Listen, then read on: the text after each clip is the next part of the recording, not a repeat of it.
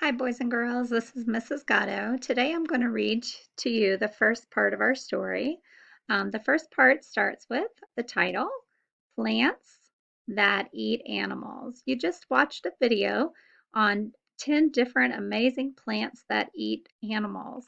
Hopefully you're going to see some of those different types of plants in the story that we're reading today. Now, this story is a photo essay. A photo essay uses photographs and words to inform or explain. So these pictures in here were taken by someone with their camera, and they're used to kind of help us explain and understand the story. And we're going to do a little predicting along the way.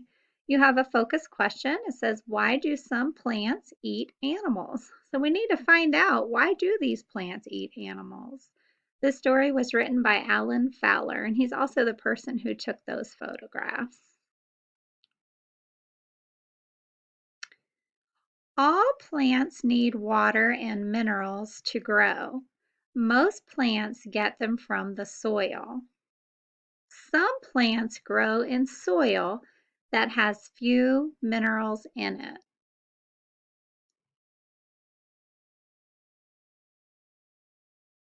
This right here is one of our text features.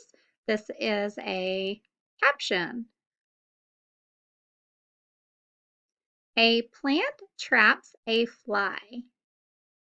They get food by trapping small animals. The Venus's flytrap grows in wetlands in North and South Carolina. It is almost 12 inches tall and has white flowers. Venus's flytrap has a label.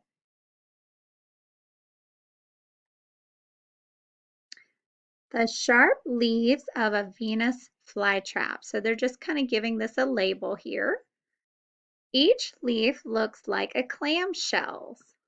It has sharp spines around the edges and soft hairs inside. The leaf gives off a sweet juice that attracts insects. Here is another label. A Venus's flytrap traps a cricket. When an insect touches the hairs on a Venus's flytrap leaf, the two halves snap shut. The plant slowly breaks down the insect's body and removes the minerals. Then the leaf opens up again. Sundew plant. Sundew plants grow in wet, boggy areas all over the world. Each leaf has soft red hairs with drops of sticky liquid on the tips. So today we're going to stop on page 265, but I want to go back to the beginning and just do a little quick review of what we read, little summary. So we're trying to find out, why do some plants eat animals? On the very first page, it says here, all plants need water and minerals to grow. Most plants get them from the soil. So most plants get their minerals and waters from soil. But here it says some plants grow in soil that has few minerals in it. So all plants need water and minerals to grow. And most plants get it in the soil, but some plants, the soil doesn't have those minerals in it. Then the author tells us that they get food by trapping small animals. So the minerals that they're missing, they're getting from these animals that they're trapping. It says that Venus's flytrap grows in wetlands.